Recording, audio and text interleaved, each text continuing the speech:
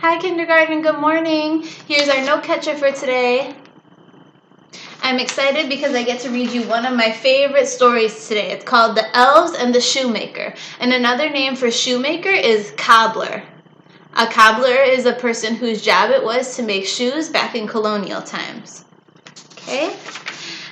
Today you're going to hear a fictional story about a once successful shoemaker who had become poor. So if he was once successful, that means that he used to be really, really good at making shoes, and lots of people would come and buy his shoes, and he was making a lot of money. But for some reason that had all changed, and he has become poor. He doesn't have a lot of money anymore. Okay? But listen carefully to today's read aloud to find out how he once again became successful and made some money, and find out who helped him. Okay? The Elves and the Shoemaker. Once there was a shoemaker who had grown very poor over the course of several years, so he didn't have a lot of money.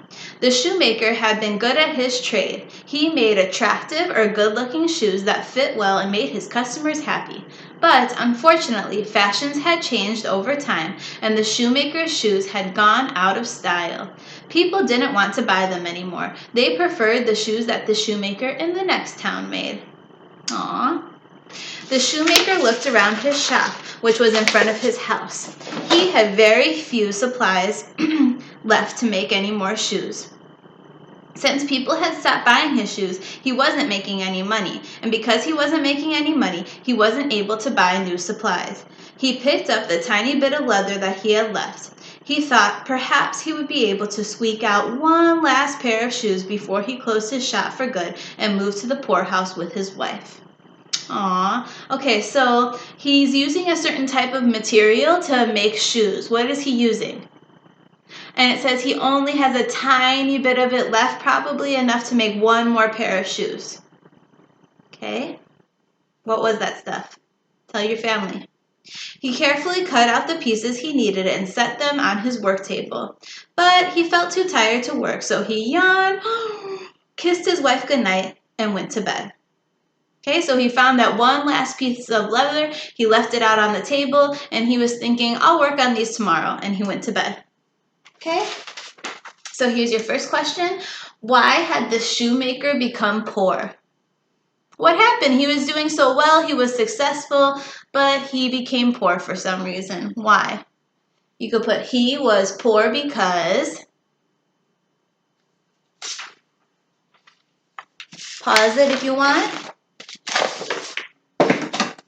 All right. The next morning, he rubbed his eyes, kissed his wife good morning, and went directly to his shop to work on that last pair of shoes. And when he entered his shop, he stopped. He rubbed his eyes again, and there on the work table where he had left the pieces of shoe leather just the night before was a perfectly assembled pair of shoes. Okay, so last night he just left the leather on the table, and he went to sleep. But what happened when he woke up? What does he see? How do you think that happened? The shoemaker picked up a shoe. The stitching was neat and attractive. The shoe was more stylish and interesting than the shoes that he, the shoemaker, could make himself. But where on earth had the shoes come from? Who made them? The shoemaker had no idea. The shoemaker asked his wife, but she also had no idea. Not knowing what else to do, the shoemaker picked up the shoes and placed them in his front window. Just then, a gentleman walked by. He stopped at the window and peered inside. He quickly opened the door and pointed to the new shoes. I simply must have those shoes. What will you take for them? The shoemaker shrugged and gave his normal price. The man waved his arms excitedly. No, no, no! Those shoes are worth twice that much. He insisted that the shoemaker take double his normal price for the new shoes. The shoemaker accepted the money graciously, or with thanks, and as soon as the man had walked out of the shop, the shoemaker clicked his heels, kissed his wife, and ran out the door to go to the leather shop. With the money he'd just been paid, he was able to buy enough leather for 2 more pairs of shoes. All right, so this sort of rich-looking man here gave him double the amount of money that he usually charges for shoes, and now he has enough money to go to the leather shop and buy enough leather to make 2 more pairs of shoes. Okay? And you can tell that the shoemaker is very excited. He did a couple of things. It says, as soon as the man walked out of the shop, the shoemaker clicked his heels, kissed his wife, and ran out the door to go to the leather shop. Okay, so those are some clues that tell you that he was excited, which will help you with this next question. How can you tell that the shoemaker is excited about selling the shoes? You could say, I know he's excited because, or you could say, he is excited because he, what did he do? Okay. Pause the video if you need to. Later that day, the shoemaker cut out the pieces to make 2 new pairs of shoes. But he was tired, so again, he yawned, kissed his wife goodnight, and he went to bed. Okay, so again, he's leaving the leather out on the table. He has enough leather there to make 2 more pairs of shoes, and he's going to bed. What do you think is going to happen when he wakes up the next morning? Let's see.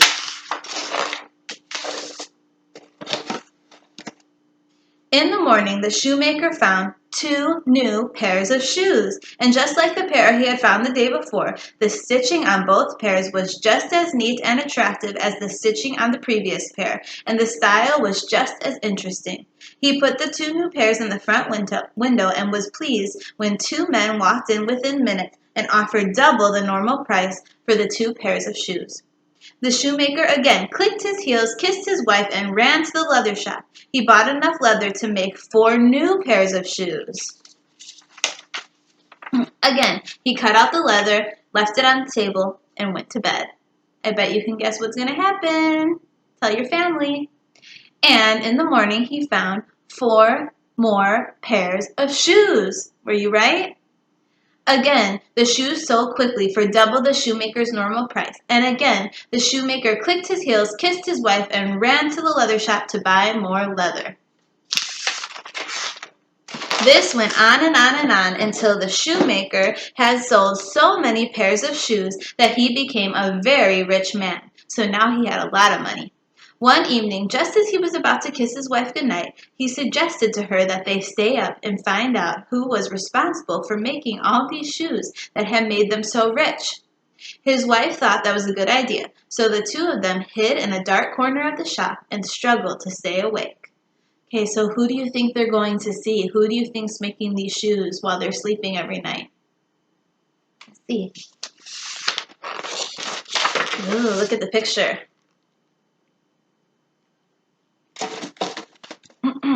At about midnight, they saw 2 little elves enter the shop. Elves are small magical characters, or fairies. The elves were wearing old, worn-out clothes with holes in the elbows and knees. They went straight to the leather and began to work, stitching together shoe after shoe after shoe. And when they were done, they lined the shoes up neatly into pairs and then quietly left the shop. Is that what you guys thought? The shoemaker and his wife were very surprised. Who would have imagined that 2 little elves could make such stylish shoes, the shoemaker said. Yes, said his wife, and yet they have no shoes of their own, nor do they have decent clothes. I would like to make them each a new set of clothes. It is the least we can do for all they have done for us. That's a nice idea, said the shoemaker. Okay, so the wife noticed that their clothes are kind of old. It looks like they have some holes in them. And they aren't even wearing any shoes themselves. So she wants to do something for them. What is she going to do for them? Tell your family. Here she goes. All right. So the shoemaker's wife worked all day. She made 2 little shirts and 2 little pairs of trousers or pants, and she made a little pairs of suspenders and 2 little pairs of socks and 2 little pairs of shoes. The little shoes look exactly like the little versions of the stylish shoes that the elves themselves had made. That night, the shoemaker and his wife laid out the new sets of clothes in the place where they usually set out the shoe leather. They hid in the corner to watch how their little elf friends would react when they saw their presents. Okay, so how do you think the elves are going to react when they find their little surprise from the wife? What will they do, you think? Okay, and we can also go to our next question. Why does the shoemaker's wife make clothes for the elves? Why did she decide she wanted to make clothes for them? You can say she made them clothes because...